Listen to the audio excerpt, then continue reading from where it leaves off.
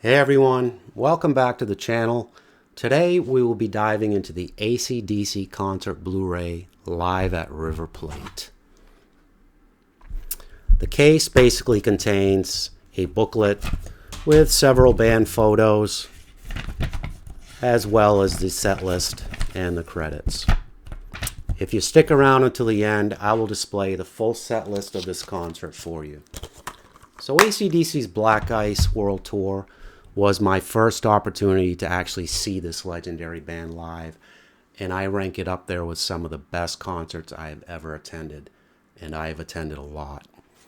Live at River Plate brilliantly captures AC/DC's three-night stand at the River Plate Stadium in Buenos Aires, Argentina in December of 2009 during their world-conquering Black Ice Tour.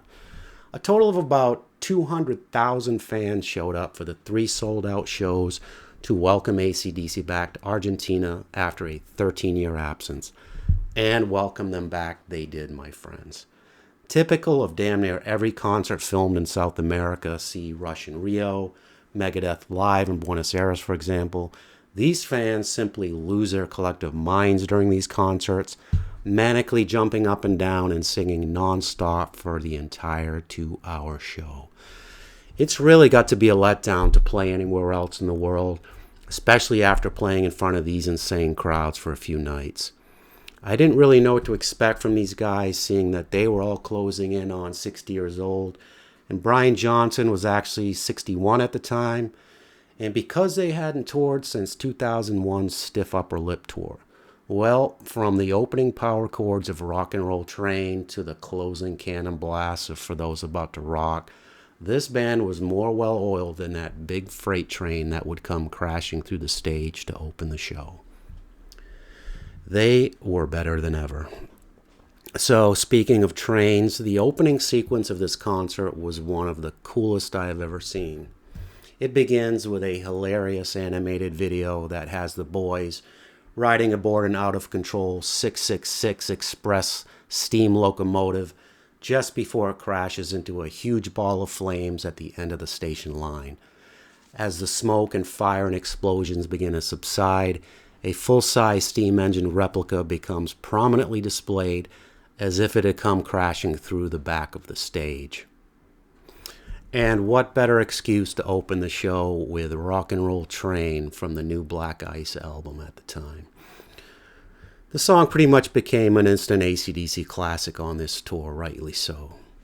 So the set list is pretty much the same as their last few concert DVDs. I mean, can they really not play Back in Black, Hell's Bells, Highway to Hell, TNT, For Those About to Rock, every single tour? I don't think so. But they do also mix in 3 other new songs from the Black Ice album, Big Jack, War Machine, and the title track, and they all hold up fairly well to the other AC/DC classics. Surprisingly, about half of the songs performed are from the Bon Scott era of the band, but then again, they are probably easier for Brian Johnson to sing these days than his own songs. I mean, I still remember from my cover band days way back when how every singer, including the female ones, complained about how impossible it was to sing those Back in Black songs because they were just too damn high. AC/DC displayed an impressive amount of energy on their previous Stiff Upper Lip tour, but I was amazed at how they even topped themselves 10 years later on this one. Johnson still looks and sounds like he did 20 years earlier, although his voice is somehow even more raspy. And Angus, well, Angus is just a freak of nature.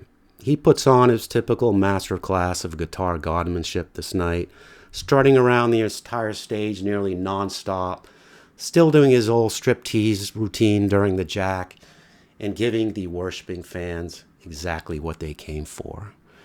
The guy must sweat off about 10 pounds every concert, and that is a lot when you only weigh about 90 pounds soaking wet. During his outro solo to TNT, Angus takes the edge of the stage, and while raising his picking hand in salute to the ecstatic crowd, he writhes around for nearly a minute, seemingly trying to coax his entire body through his fret hand fingers as they gloriously fly up and down the fretboard with no help from his picking hand. You really got to see it to appreciate it. His extended guitar solo during Let There Be Rock, which he plays on a 20-foot elevated stage rising from the end of the long catwalk that extends way out into the stadium floor, is a jaw-dropping thing to behold. They also released about a metric ton of confetti into the air during this solo, much to the audience's delight.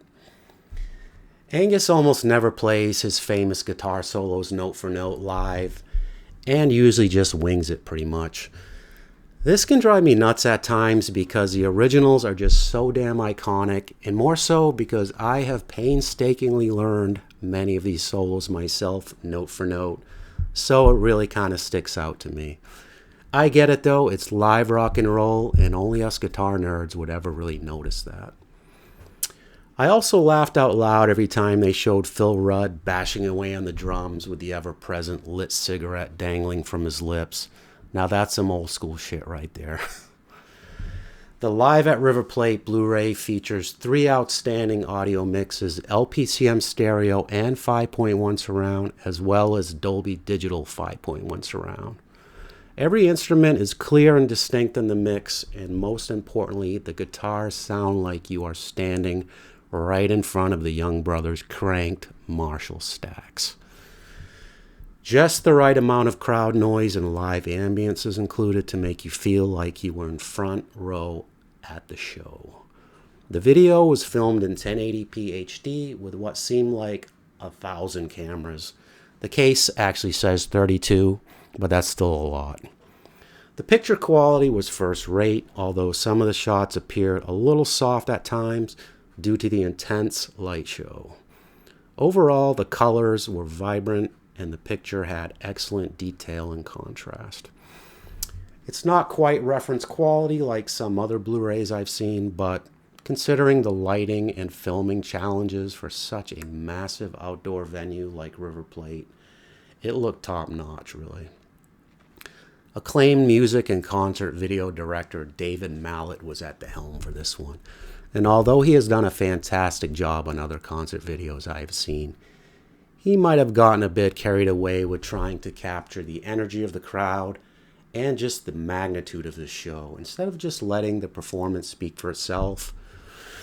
Literally, every other shot was of the crowd, and the camera changes came every few seconds.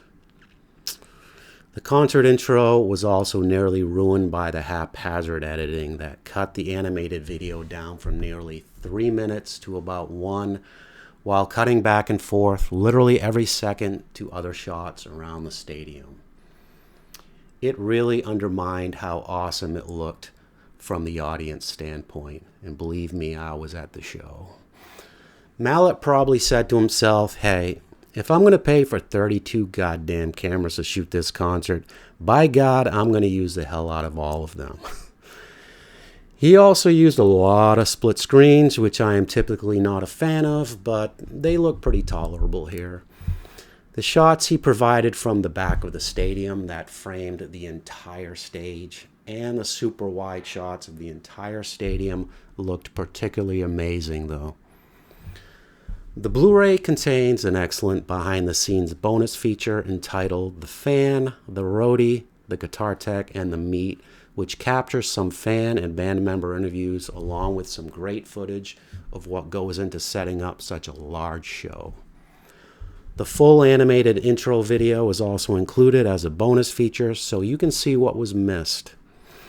The set list shown here featured 19 songs and spanned AC/DC's entire career. I would have been hard-pressed to actually put together a much better set list myself. As for my ratings of this Blu-ray, my overall production rating is a 9 out of 10, and my overall performance rating is also a 9 out of 10. Camera editing gripes aside, Live at River Plate is one of the best rock concert videos I have ever seen from AC/DC, and from any band, really. The guys were in remarkable form, and the show was full-on rock concert spectacle at its finest. Nobody does it quite like AC/DC. All right, that's it for me. Let me know your thoughts on Live at River Plate in the comments, and don't forget to like and subscribe for more. Catch you next time.